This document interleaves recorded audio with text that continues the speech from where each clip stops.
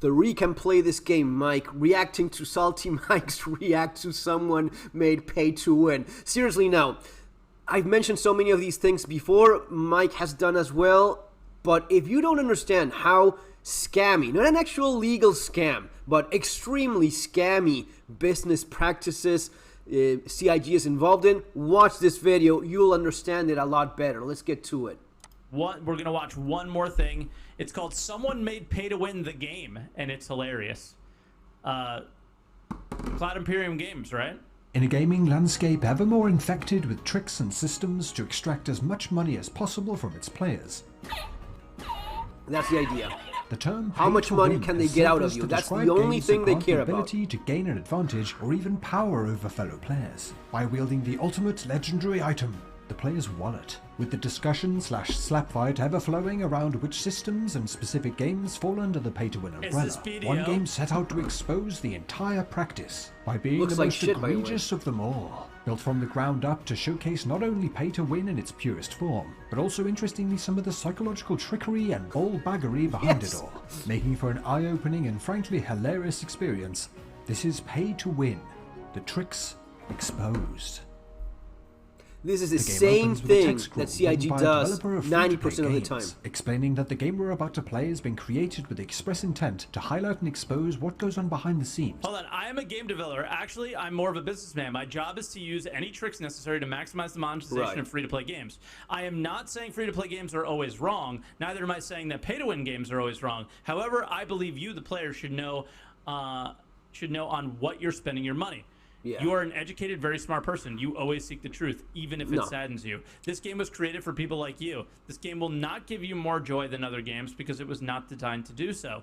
I just wanted to give you a chance to think. Here is your money. Here is a secret of the business. Here is a secret of the biz model. The secret will be revealed at the end of this game. When exploitative and predatory, you know what it is? They're banking on the same brain function as gambling. Anxiety. This is like gambling, but in a video game. From the start is just how swift our new hero it's the same high you get. To see in a game essentially centered around tedium. Stepping forward, we are greeted by a child of Narnia by way of Arabia, who opens with the epic statement, "MMOs are dead," before qualifying that with claims that contemporary monetization models have killed off MMOs. Because they only copied each other, they only cared about monetization. Mobile did not kill them. This was a suicide. And now mobile games are trying a noose, or tying a noose around their own necks. Even if they both die, their business models will linger on. Apparently, with mobile games being next on the chopping block. But fear not. Our exotic pet enthusiast child goes on to reiterate that it's gambling, guys. It's the same mechanic as gambling. I'm not trying to criticize the commercial viability of pay to win, but to criticize the game mills that blatantly copy others without sincerity. Criminals who copy the so-called proven business models. Hyenas who only care for government fundings. I'm furious of their indecent methods of competition, develop a real game, and compete accordingly. What? So he doesn't care if they do pay to win as long as they do different pay to win than someone else? Before drifting into a rant about welfare and religion, which becomes a little too...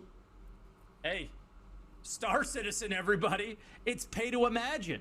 They're doing it different than everybody. Rich for me, as coming from this NPC feels more like watching The Lion, the Witch and the Wardrobe if it had been scripted using only AI-generated Twitter feeds. Working our way to the game's first settlement, and flailing wildly at some of the locals, we come across our first quest giver NPC, a tutor wizard, who ironically has the look of a man who legally is not permitted within throwing distance of schools at all. At least it has some NPCs, which Star Citizen hasn't got. Who reads the dialogues anyway? Just shut up and go to the quest area on the map and kill 8 zombies. Well, After games are like from that. The outrage of being shouted but at how by much a do man you wearing such build a silly upon outfit, that, right? It did make me wonder. I have quite frequently just skipped through quest text, especially for non-voiced games, but now and again do read through it if... You will have, in Starfield, you will have fetch quests, right? And go kill, go pick. That's part of it, but done correctly. If I'm, like, I will sit there and read everything in Stellaris, for example. No matter, I will pause Stellaris games endlessly.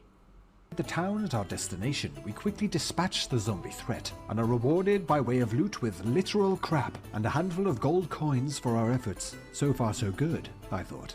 as peering up at the stats at the top of the screen, we had yet to spend a single dime of luckily not actually real cash. But upon passing NPC 4, I did shudder slightly, seeing a blacksmith in a pay-to-win game giving me an eerie feeling of what may lie ahead of us. Returning to the marriage-ending birthday party booking that is the town's wizard, we hand in our quest and are given a couple of skills and some new gear. But upon trying to equip them, we're told we are currently too low a level to do so. Seeking out the next available quest on the map, we end up at NPC 2, a town guard who advises we raise our level higher to level 4 by once again taking out some of the land's zombies outside the town, who upon returning seem to have adopted some advanced defense tactics, standing on top of each other like an undead gymnast act. As our hero wastes no time cutting them down to gain much needed experience points, as well as it seems a smattering of additional gear that in its tooltip reveals that it is equipable by all except knights, with knight being our class, this being of course a highly relatable jab at MMO. Of course that would drop.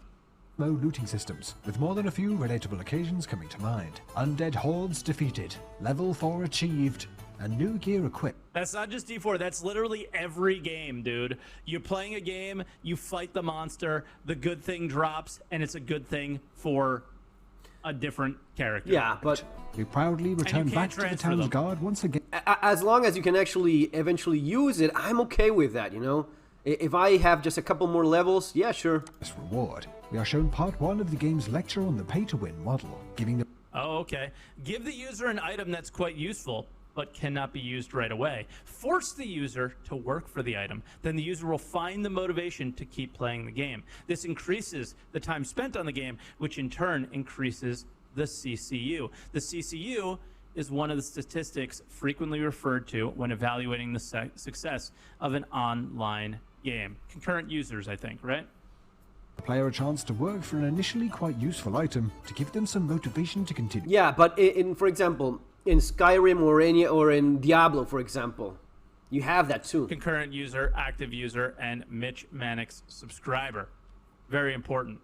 When putting together these systems, marching on stranger danger. I'm talking about the older Diablo where you had this, but you know, yeah, you kept on that item, and yes, it's one of those mechanics that keeps you stuck on the game, but as long as it's not linked to you being forced to or extremely encouraged to spending money, I'm not, you know. Oh, we run out. I guarantee we run out of bag space. Okay, yeah. But you can increase your bag space with a simple $10 microtransaction. And there is where it starts getting shady. We are prompted to buy more inventory space, but resist we must. So after selling some junk off, managed to scrape by with no. It's chipping away at your will, constantly chipping away at your will of, oh, I'll resist. I don't need, you know, I'll get by with less inventory space, I'll get by with a less cool weapon, I'll get by, but always chipping away, I'll get by with a less cool ship. Towards that very first. Give out generously, but always ensure there's some sort of deficiency. Like wipes? Persuade the users that such a deficiency can be compensated without cash as long as they play diligently. That is how you avoid getting flamed. That's what Star Citizen does. Well, you can purchase the ships in game. Exactly. Purchase. You can purchase them, but they get wiped. So you can't do mining if you don't own the ship, but you can buy it in the game. There is where the true salty Mike is. What I said about the prospector was actually not all that wrong, was it? I'm sure that we will end up. What's that? I need a key to open the super box. Oh, for f***'s sake. So yes, to progress, the first bit of money is spent, but making sure to go for the 90% off deal to give us the most bang for the buck, which on first glance looks like a steal, but it's just yet another cog in the machine for the company to do the. Entice them towards their first purchase. Entice the users towards their first cash transaction. Your no Aurora? Yeah. Hosting a first purchase sales event is commendable. Giving out sales coupons. Dull their senses regarding the purchase by handing out bonus cash. As a drastic method, you can also sell everything for 99 cents during a limited period. Free flies. Ship discounts. Very safe. On starter ships. In this pay-to-win game are added 10 cents at a time. Starter ships and breaking that glass, breaking that ice of you spending money to buy something in game. It's the different mechanic of, guys, and this is important, I'll pause this for a second. There's a huge difference between spending $70 to buy a video game and I bought it, I have it, I don't spend a single buck more. That's what you've traditionally done with 99% of video games up until now, right? You buy it, you have it, you play it. No. Now, instead of you buying a game, and this is very specifically to CIG, no, you buy a shipping game. The game is free. You buy a shipping game so you actually play it. Once that psychology kicks in, then yeah, $5 more, $10 more, $100 more. There is where they got you. Ingredients to whip up each. 3 bully berries, 3 and... yeah, don't forget your extra special skin for your Warbond ship. But not when you purchase it in-game. No. Important ingredients, literally called that, and 3 sheet herbs. Swiftly snatching up the bullberries gathered from out in the plains, we turn to carving down some goblin_01 mobs to collect our important ingredients. Repetitive nothingness of the grind. That's also key. Yes, we have been slowed This is to a crawl. 90% CIG. 90% of what you see there here is why CIG is so successful at not delivering an actual game, but at getting money out of you. The final task was to get the sheet herbs from farming, which, unlike the speed shenanigans, I had seen coming. By collecting 3 seeds, Hey guys, your single-seater Aurora that only has a size 1 quantum drive can't go across the system very quickly. But if you do move to a size 2 ship... Buy a Cuddy. Wow. Buy a Cuddy You'll Black. be able to fly around the system in no time. It is textbook. To farm beforehand, and avoiding the most likely the pay-to-win... Touché, silly pay-to-win game. Touché.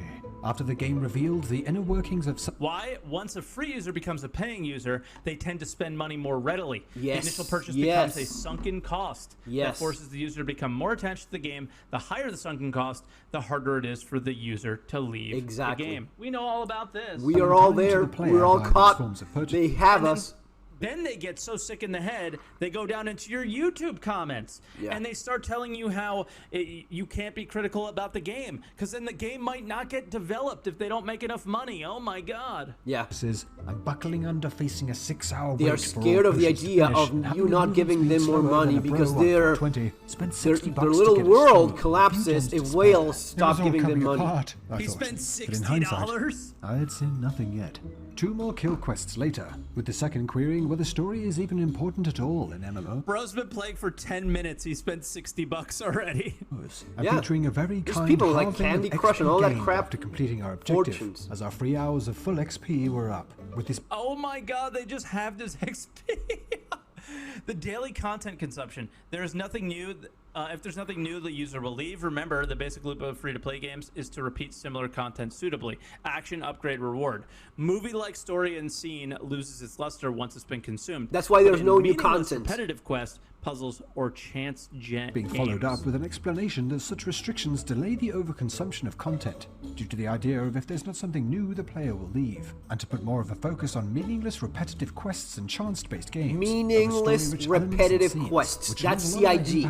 Textbook CIG. Another quest completed. We are given some new gear and are told to go and fight our first PvP battle. You just grind. You just grind for money. Challenged us, despite being a lower level, and will clearly be simply...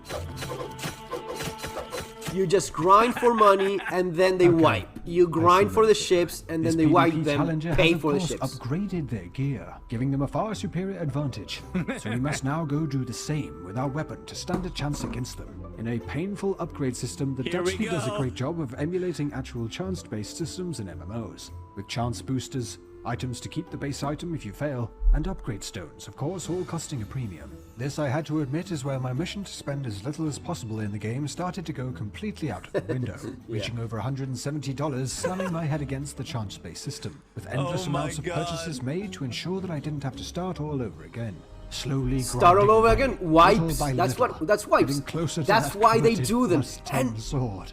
Failure after the amount of people that still think that wipes are because of database corruption, because of updates, the amount of stupid people out there that still think that wipes have an actual technical cause makes me lose faith in humanity. We're like rolling things like this, right? Oh yeah, that's so idiotic. Like I remember they were rolling like some crafting thing and spending tons of money on it. Yeah. This game speaks of better be worth it after a grind like that. I thought, with finally being able to equip this new Let me deadly see weapon. this thing. When... What is this? You have to reinforce all of your crap to unlock. Enhancing the rest of the entire gear set took several hours of mindless grinding. Grabbing the same materials backwards and forwards. He's at $1,000 at the Trying top. to get it all upgraded, and made all the worse when once accidentally forgetting the item that stops the damn thing breaking when just about to get it all completed.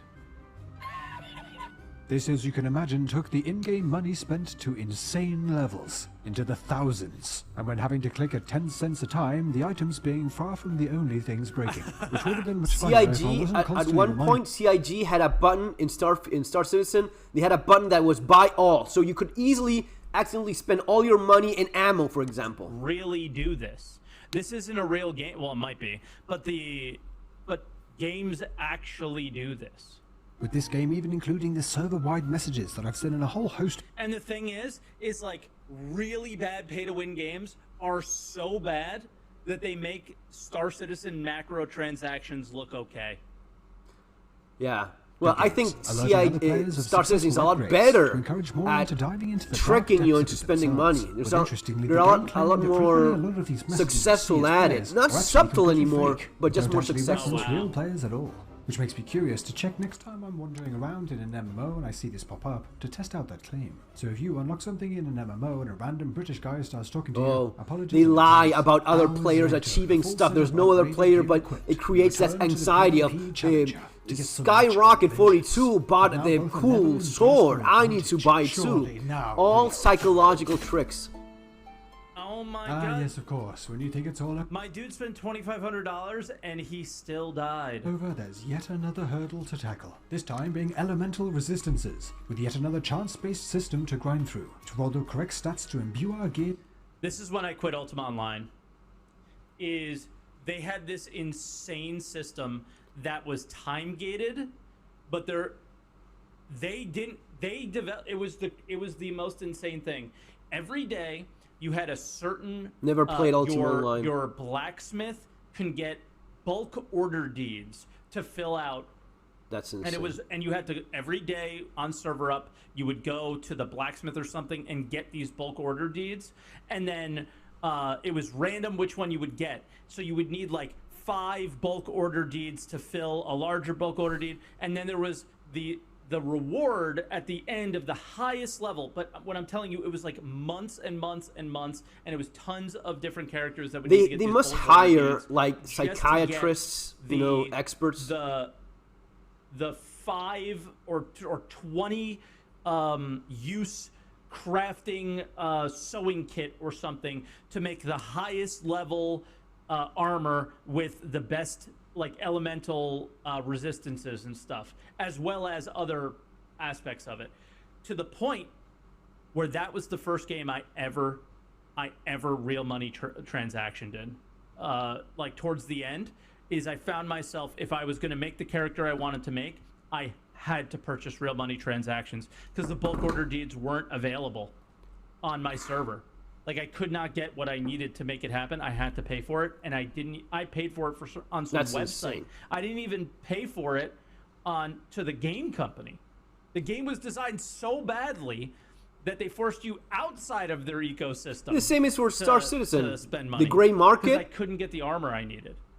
To grant us What is it, the Hangar, resistances whatever? to hold our Look, own guys, with yet they hire psychologists. They hire experts in these fields so as to create that level of anxiety of getting you caught. This is the first. Star Citizen is the first game I ever fell for this bullshit. I had never spent a single buck. I mean, I bought games. I mean, I spent money on insane things. But this is the first time they got me in a game like this. And it's super interesting. You learn from it. How long it took me to get a certain horse out of the chilling grasp of a certain The sunken investment thing, also true. You're invested in it, literally at some point. How many times we went in, it was no dice. But after a final attempt, a bunch of advertisements were flashed up, and our mission shifted to resorting to getting the sword from a hyper-random box, which I'm sure you can all see the implication there. Enough was enough. I can't Powered advise through the people to utterly play these I things have not anymore. added new money to this game in 5 years. ridiculous. Yeah, he's talking about someone telling him, I spend money about You're also buying shit. Salty Mike, you're also buying shit. You know what? I spend way too much money, probably a lot less than some people, but I'm not giving them a single cent more. And I would advise you to not give them a single cent more. First of all, because it just makes everything worse. It makes the game worse. There's less incentive so as to actually do a real game, and more incentive to pull all of this crap in this scammy way. The less money you give them, the more likely they are to change their ways. I don't think they will change their ways at this point. I think they will run this to the ground, kill the golden egg goose, but not change. Their only hope you have of them ever changing anything is if you stop giving them money. I mean, I still have, and people make fun, oh, you have your referral. Of course I do. If you want to spend money, at the very least, benefit the channel, that would be nice. But right now, don't fall for this anymore. It is extremely scammy. And when that line of scammy and actual scam is so thin, dude, I cannot recommend it. Buy Starfield instead. Buy a real game instead.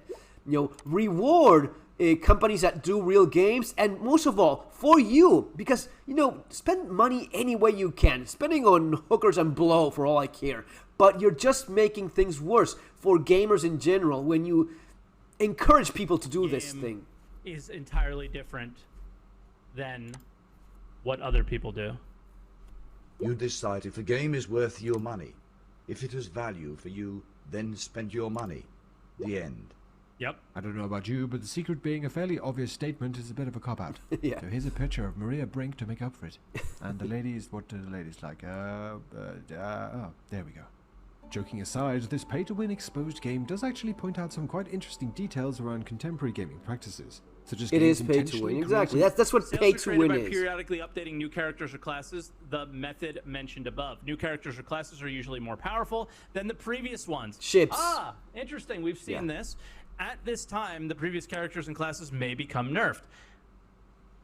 Literally CIG. After the new balancing, users will purchase cash to raise new characters, purchase stat, skill, reset items, or acquire literally gears in order to remain Star powerful. Citizen. Premium sales of character name changes and or server migration is comparatively cute. Overpowered classes, then nerfing them down the line, to lead to players moving from one to the other, and with it getting more options to spend money on boosts and cosmetics. Literally and the developers CIG. can actually become incredibly apprehensive. Don't massive update old games. Most players want a massive update, but developers don't. Here's the reason. Once the old game gets massively updated, the sales go up for a month and then fall rapidly. That's why there's no new content.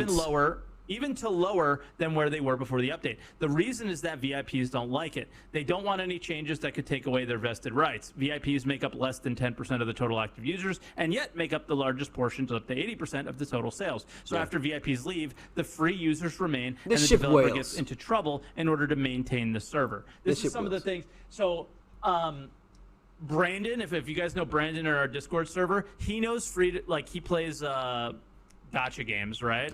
But I don't think he whales. He just free to plays them. So he knows this stuff inside out. So he doesn't want anybody to upset the whales of Star Citizen because he's worried that if the whales leave, the whole game will fall apart. And that's his whole mentality about everything he discusses in our Discord. And I think that is the absolute worst way of looking at things, because if we push CIG to just make a decent game, yeah, sure, the whales will leave, but many more players will join the game and purchase some things. And the point is, the guy, whatever the guy is, Brandon or whoever that guy was, is just stupid. I mean, no offense, but you don't understand that by doing this, you're just encouraging the same thing that makes the game this stuck mess that it is, where you have 100 different ships and no actual game to play, and you're still flying around like a dumbass with nothing to actually do. And these whales that allow this to happen, and we have to look at ourselves at times and say, yeah, it is our fault, but we can change. We can't stop being such dumbasses and say, you know what, enough. You either change your ways, or you go bankrupt, or you just go out of business with your millions of dollars to your huge mansion when your big bank account. But there's no point in continuing doing this stuck mess of a swamp that is never advancing, never having a real game to actually play. And I think we'll be okay. But whales are the reason that the game sucks. Yeah, so, couldn't agree more. There you It's go. a lose-lose if you let the whales win, in my opinion. To release massive updates, due to once the hype dying down, actually losing more players than before it was released, due to the VIPs that have spent hundreds if not thousands of dollars no longer having the top tier gear and items, diminishing their investment. And that according to this game's dev team, the drop rates are Drop rate's lower than you think. Let's say drop rate for this item is 0.1%. It seems very low from a player's perspective. What if 100,000 monsters are dead in one day? 0.1% of 100,000 is 100. Imagine if 100 legendary swords were generated every day. It would ruin the balance. This is why you never can advance in Star Citizen. 0.0000001%. It's more the drop rate for you, right? Like, you have to go through 100,000 monsters. Yeah. Your favorite farmable items is far, far lower than you think. Overall, pay to win, the tricks exposed is a bit of a tragic comedy when it comes to unveiling the contemporary monetization. 99% what CIG does. It's tongue-in-cheek jabs at all too familiar tropes and practices, tinged with a quite depressing I'm not playing it anymore, to be honest. I try to do a little bit of content for it, but there's no enjoyment. This game was actually created over 7 years ago. Although at the same time, things aren't quite as doom and gloom in some areas that the game may want you to think. At least as far as I'm concerned. Not yet. And on that note, it would be great to get your thoughts on this down in the comments. Please consider dropping a like on the video if you enjoyed it. And show that subscribe button who's boss. For oh so much more coming up on the channel. I want to give a massive shout out to the channel members who help in supporting the channel. If you're interested in joining as a channel member for all sorts of perks, including exclusive videos, the info is down in the description. Thanks again, and I'll see you guys in the next one.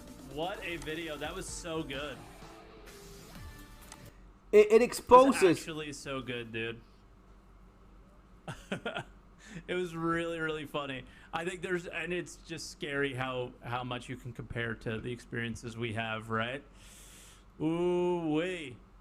Yeah, it's not just that it's scary, it's exactly what it is. These are all things that in the industry they obviously work on. I mean, I'm not a game developer, but I can assure you they have psychiatrists, psychologists, people that are experts in human behavior. Why wouldn't you give that guy, a steady salary so as to see how can you exploit? This is no different from gambling, from advertising, all of those. That's where money is going in CIG. That's why you don't have new content, because that's not making them more money. This is a business. It's about making money, but there's people that make real games. Star Citizen is not a real game. It's just a tech demo. It's a business model. It's an online service. Legally speaking, according to CIG's own legal team, it is a fully released game. That's what they say in front of a damn judge. But there are people out there that make real games. Starfield will be a real game, just like Skyrim, just like Fallout 4. You may like it more or less. That's a real damn game that you will really enjoy, and not just fall for the same stupid anxiety of... And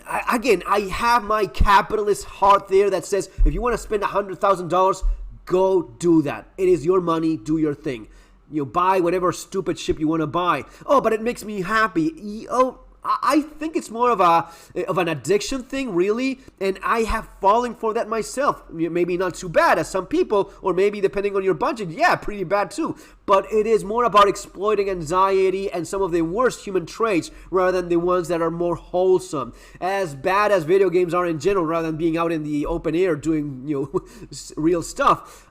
The anxiety and the gaming and the betting and the addiction aspect of this, that is quite bad. That's why, honestly, I cannot recommend people to play Star Citizen anymore. If you want to do it, if you want to go buy a pack of cigarettes or a kilo of cocaine, go do your thing. See you in our next video, guys. Take care.